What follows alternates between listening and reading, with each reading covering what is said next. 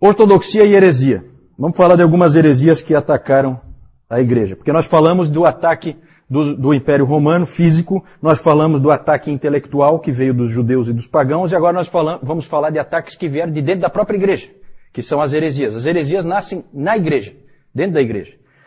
Vamos começar falando do gnosticismo.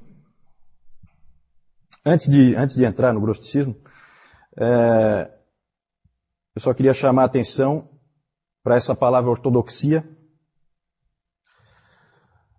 A reação e o estabelecimento do que é realmente o cristianismo, do que é a fé cristã, passou a ser chamado de ortodoxia. Toda vez que a igreja estabelecia, não, a verdade é essa aqui, isso é ortodoxia. Há acordo de que isso aqui é a verdade. Então isso é ortodoxia. Tudo que não se encaixar com isso é heresia.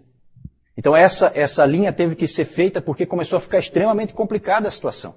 Nós temos que tentar nos colocar naquela época. Nós temos que tentar entrar um pouquinho naquele período, naqueles primeiros 500 anos da história.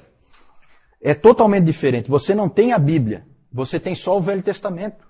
O que nós devemos crer a respeito de Cristo? O que nós devemos crer a respeito da Trindade? Tudo é complicado, tudo é complicado. Dependia-se demais de guias que soubessem interpretar, que soubessem chegar à verdade. Era uma situação difícil. E alguém disse que o século II e o século III foram uma época de confusão produtiva, essa é a expressão, confusão produtiva para a igreja. Porque essas heresias, gente, nós vamos ver isso, essas heresias acabaram fazendo com que a igreja se posicionasse em relação a uma série de coisas. A heresia instigou a igreja a fixar a ortodoxia. Porque a igreja estava tranquila, vinha vivendo e tal, e daqui a pouco começa a aparecer um ensino esquisito, depois mais um outro ensino esquisito, e agora? Quem é que está certo?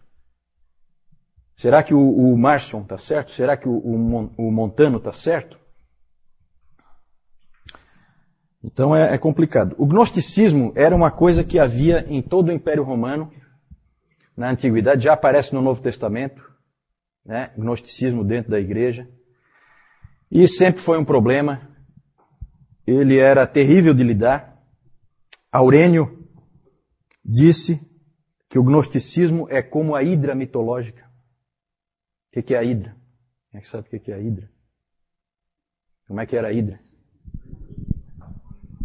A hidra era um ser mitológico, né? Uma serpente com um monte de cabeças. Se você cortasse uma cabeça, o que acontecia? Crescia mais um monte de outras, né? E assim ela ia aumentando.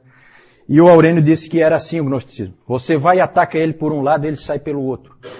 Porque ele é uma mistura de tudo que é religião, uma confusão danada. E havia um tipo de gnosticismo que era um gnosticismo cristão, ou seja, envolvia Cristo. Existia gnosticismo que não era cristão, mas existia gnosticismo que era cristão. É claro que o gnosticismo, ele sempre é docético. O que é esse palavrão aí, docético? Docetismo é uma doutrina que diz que Jesus Cristo não era um homem. Ele parecia um homem, mas ele não era. E os gnósticos criam realmente que Jesus era um tipo de espírito iluminado, alguma coisa assim, mais ou menos como os espíritas creem hoje, né? O espiritismo eu acho que tem bastante de gnosticismo.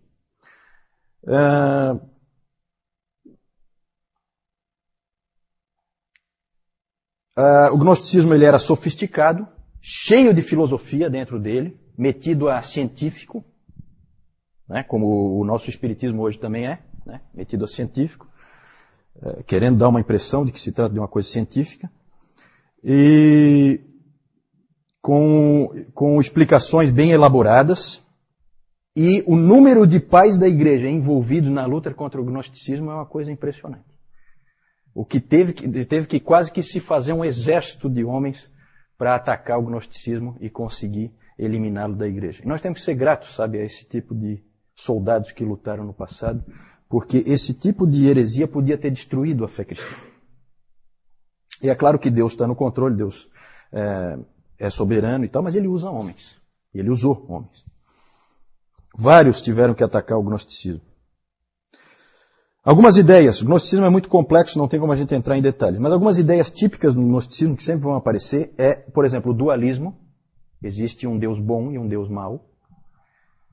O Deus mau Na versão cristã, o Deus mau é o que criou esse mundo, porque esse mundo é mau. Então foi o Deus mau que criou esse mundo. É o Deus do Velho Testamento. E o outro Deus é o Deus bom, que é o Pai. O Pai e Jeová são dois deuses diferentes dentro da visão gnóstica e que estão em constante conflito.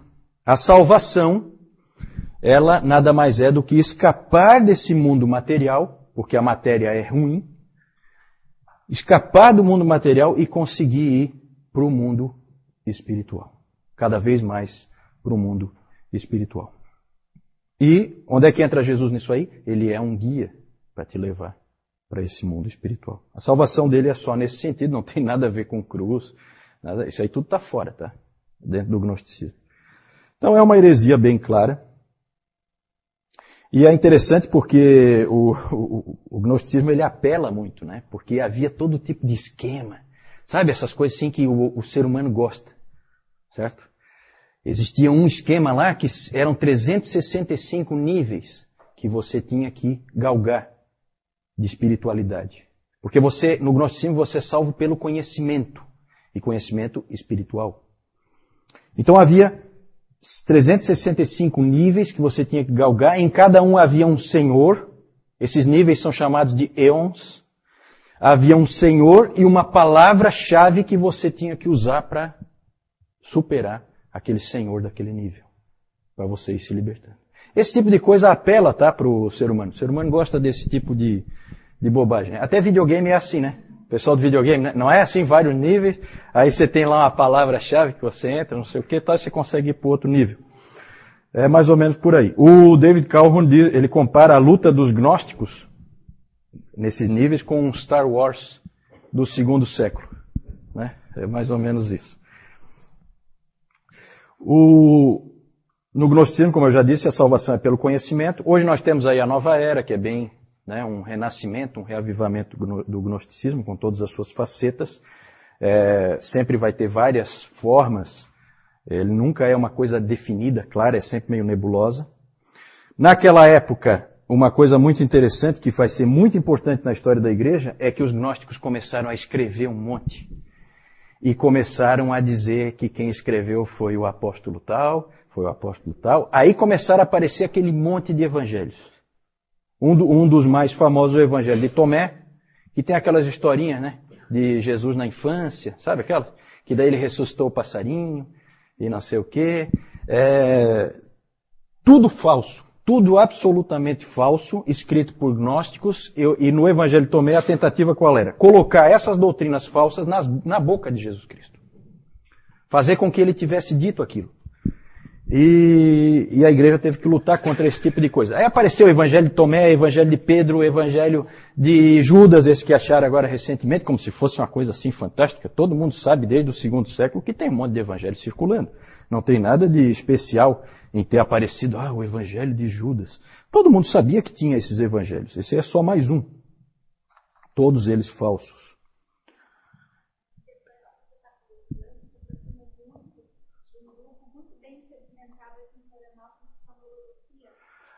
Sim, sim. Na verdade, esse tipo de grupos, logosofia, cientologia, essas coisas assim, tudo é nova era, né? Então tudo vai nesse lado do gnosticismo, do conhecimento de si mesmo, conhecimento dos níveis espirituais e tal. Tem vários gostos aí, né? Você tem vários sabores desse tipo de coisa. O gnosticismo não morreu, mas felizmente ele se separou da igreja, graças a esse trabalho desses homens do passado que trabalharam foram muito aguerridos e fizeram um trabalho muito bom. Vamos passar para o próximo rapidamente, o marcionismo. Márcio? Estou trazendo mais um. E esse é bom, hein? Esse aí é dos bons. Alguém já disse que esse Marcion foi o maior inimigo.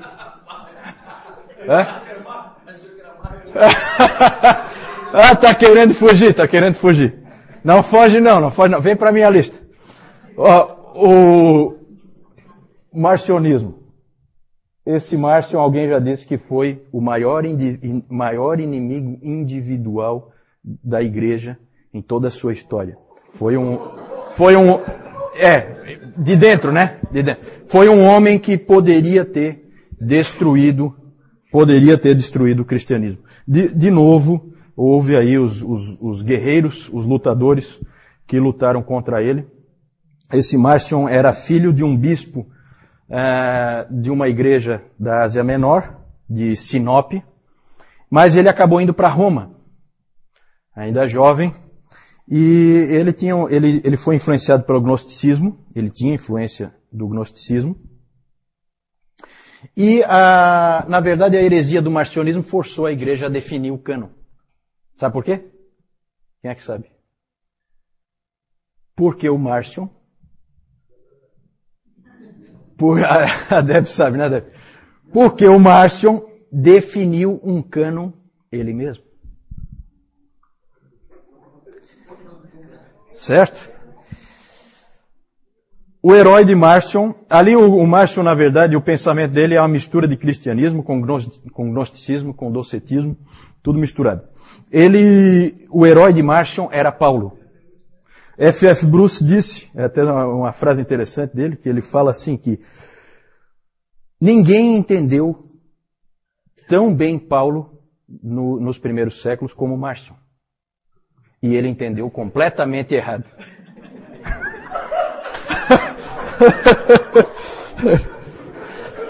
É uma frase dúbia, né?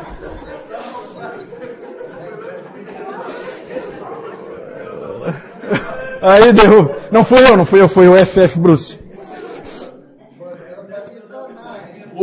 O Marcion achava que o Deus do Velho Testamento criou este mundo, no estilo dos gnósticos, né? E o Deus do Velho Testamento criou esse mundo com insetos e com feras e com sexo, coisas que o Marcion não gostava. Tudo que era do corpo, para Marcion, a matéria era do mal, e o corpo era a coisa mais odiosa já criada. Né? O corpo humano. O Tertuliano, inclusive, fez uma chacota do Marcion. Ele fez uma chacota. Ele chegou e escreveu assim: Ó Marcion, de que maneira tu vieste a existir?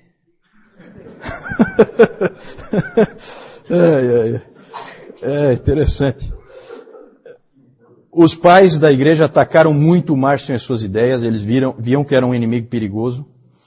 O Irineu escreveu o seguinte: tendo dois deuses, Marcion acaba não tendo Deus nenhum. E é verdade mesmo, quando tem mais de um Deus, não existe Deus. O Policarpo uma vez encontrou pessoalmente com ele, em Roma, e aí o Marcion perguntou para ele assim: você sabe quem eu sou? Aí o Policarpo: sei, você é o primogênito de Satanás. A coisa era nesse nível. Cada homem para sua época, né? Esses pais da igreja pegavam pesado. É interessante que o Marcion, o cânon que eu falei, que ele definiu, o cânon dele só tinha o Evangelho de Lucas e 10 epístolas de Paulo. Só. E isso aí é inspirado, o resto não é. O resto é conversa fiada. E passa para o próximo slide, que eu quero mostrar uma coisinha ali. Só que o interessante é que o Evangelho de Lucas dele, pode passar o próximo.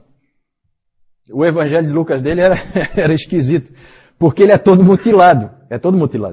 Para fazer com que o pensamento do Marcion prevalecesse. Então olha como é que ele faz. Sabe como é que começa o Evangelho de Lucas? Evidente que não tem nada daquela parte do nascimento de Jesus. Genealogia e tal. Por quê? Porque é docético. Jesus não é um homem. Não pode ter pai, não pode ter mãe, nada disso. Então ele tirou tudo. Olha como é que era a coisa. Né? O Nilton estava falando que a Bíblia é distorcida e tal. Já foi pior, hein, Nilton? Tinha época em que os caras cortavam os pedaços que queriam. Então era assim, o Evangelho de Lucas dele começava com Lucas 3:1 e ia para Lucas 4:31. Ele juntou os dois. Aí fica assim, no 15º ano do reinado de Tibério César, sendo Pôncio Pilatos governador da Judeia, Herodes tetrarca da Galileia, seu irmão Filipe tetrarca da região da Itureia, e Traconites e Lisânias tetrarca de Abilene, desceu a Cafarnaum, cidade da Galileia, e os ensinava no sábado. Esse desceu é do céu. Sabe? Então naquela época ele desceu em Cafarnaum. Era assim que começava o evangelho do Márcio, o evangelho de Lucas. Então é tudo mutilado, é tudo assim, tá? Ele realmente adaptou a palavra ao seu próprio gosto, como é muito comum fazer, né? É normal esse tipo de coisa até hoje em dia, esse tipo de adaptação da palavra ao gosto da pessoa.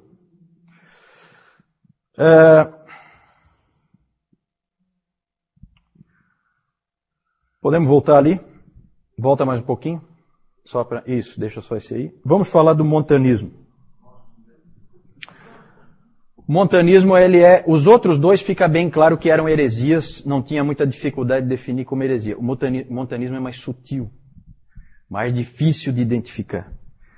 Foi considerado heresia, por fim, mas ele foi mais difícil assim de refutar.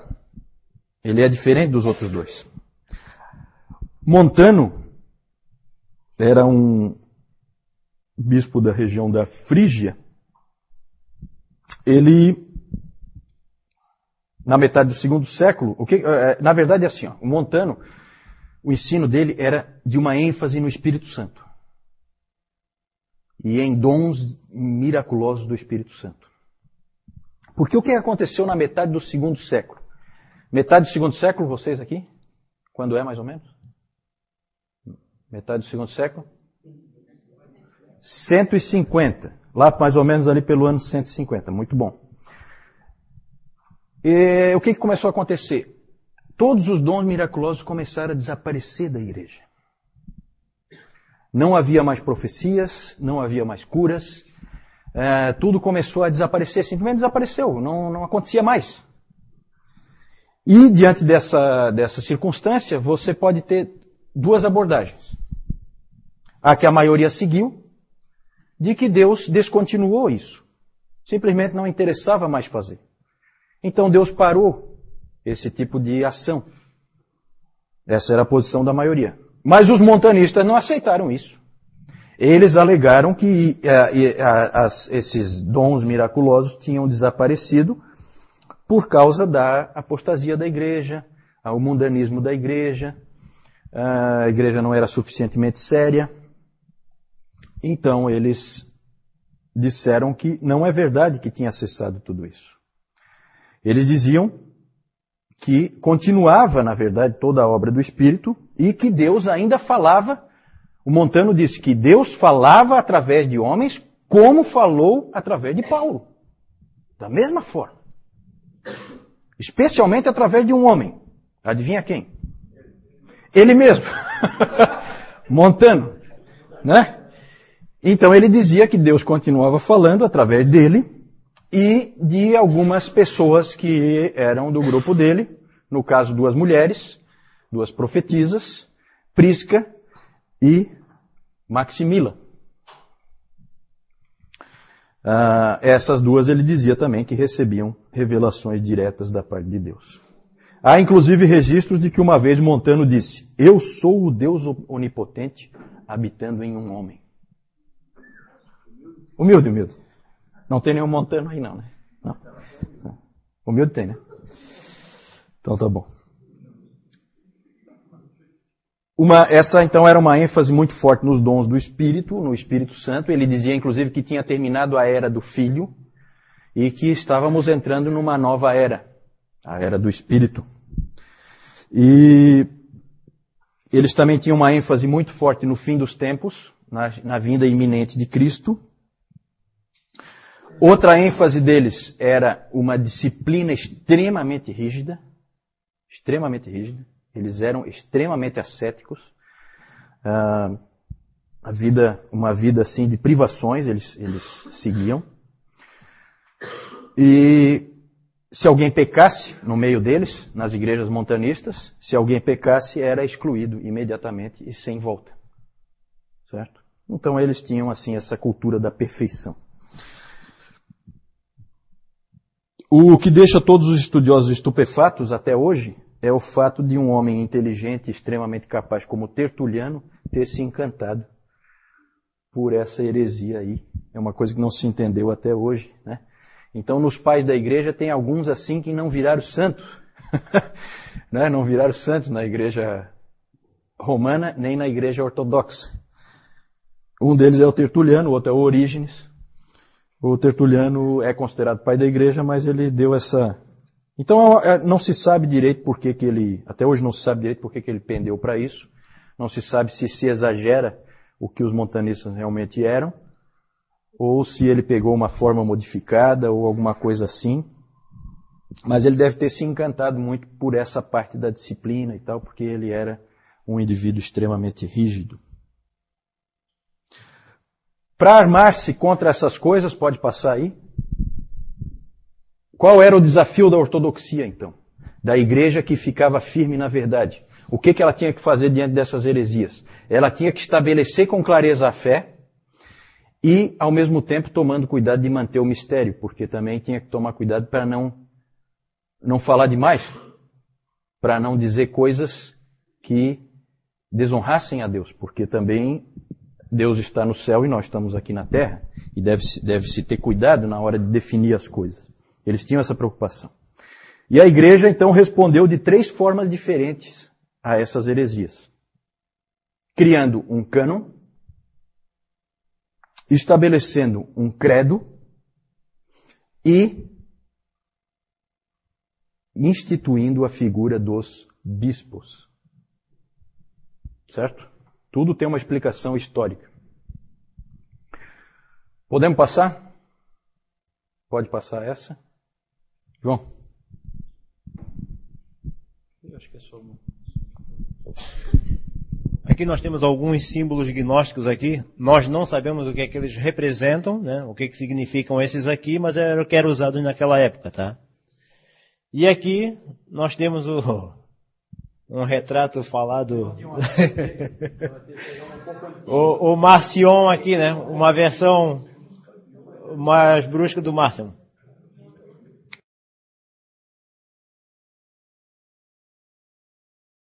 Se aparece, combate agnosticismo no Novo Testamento. Principalmente em Colossenses, aparece.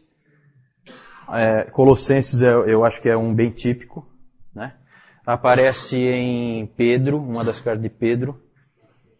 Não sei, o Nilton pode me ajudar, Nilton?